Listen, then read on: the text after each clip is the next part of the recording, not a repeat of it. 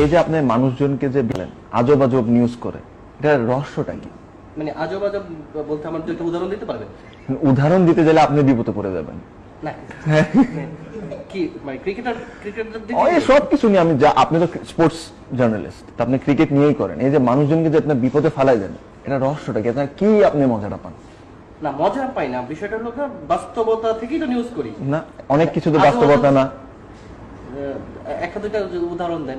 এই যে আমাকে নিয়ে আপনি করছিলেন একটাবার যে আমি জাতীয় সঙ্গীত গাইতে আসি নাই। এখন 17 জন তো আর জাতীয় সঙ্গীত গাইতে যায় না মাঠে, যায় তো 11 জন গাইতে। মানে এটা আপনি না জিজ্ঞেস করে আপনি বলছেন আমি হাতুড়া সিং এর ব্যাট ছুঁড়ে মেরেছি। হাতুড়া সিং এর সাথে আমার কেমন সম্পর্ক আপনি তো নিজেও জানেন। এই যে আজব আজব যে না, এটা হয়েছে কি যে নিউজটা যখন আমরা টেলিভিশনে দেখি আপনি জাতীয় সঙ্গীতে নাই, তখন আমরা যে প্রশ্নটা ছুরি তখন সেটা হলো যে সে আসলে কোথায়, আমরা যে সে আসে নাই সেরকম কিছু না, কিন্তু সেটার সদুত্তর বা মানে আপনারা জিনিসটা বুঝেছিলেন সে এতই রাগ করছে সে জাতীয় সঙ্গীত গাইতে আসে না। এখন জাতীয় সঙ্গীত আমি ড্রেসিং রুমে দাঁড়ায় গাচ্ছিলাম, কারণ আমি অ্যালাউড ছিলাম না ভিতরে যাইতে, কারণ ওই ম্যাচ আমি খেলছিলাম না। কিন্তু যে আপনি মানুষজনকে যে বোকা বানাচ্ছেন। না না বোকা বানাচ্ছি না, বোকা বানাচ্ছি না। বিষয় রয়েছে যে আপনাকে দেখছে না মানুষ, আপনারা যারা পছন্দ করেন না তারা কেন দেখতে পারতেছে না, সেই রকম একটা প্রশ্ন আমরা আপনি নিউজের পর আমি যখনই ফেসবুকে গেছি তখন দেখি যে আমার হাতে তলোয়ার, হাতুড়া সিং আমি কাটতেছি, মারতেছি।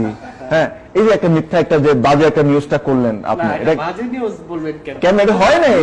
আপনি জিনিসটা যে আমার প্রশ্ন করলেন, আপনি কনফার্ম না এই নিউজটা আমি করেছি কিনা? হ্যাঁ, আমি 71-এর সাথে কথা বলছি। এই যে আমার কথা হলো যে বাংলাদেশের মানুষজন সবাই আমরা কত ইমোশনাল আমরা জানি। এই যে ইমোশনের সাথে যে আপনারা খেলেন, এটা কি ঠিক? পুরো জাতি ইমোশনাল, তো ইমোশন নেই তো খেলতে হবে। তাহলে আপনি স্বীকার করলেন যে আপনি খেলেন? এটা খেলা না, মাত্র আপনি স্বীকার করলেন যে আপনি খেলেন। তো ভাই আপনারা যারা নিউজটা দেখেন বুঝে নিন উনি মাঝে মাঝে খেলার অভ্যাস আছে। আমি কিন্তু বিব্রত না, যেটা বলছেন মানুষের আগ্রহ আছে বলেই শামীম ভাইকে নিয়ে নানান সময় আমরা কাজ করেছি এবং মানুষের ভালোবাসা অর্জন করার চেষ্টা করেছি। ঠিক আছে ভাই, থ্যাংক ইউ ভাই।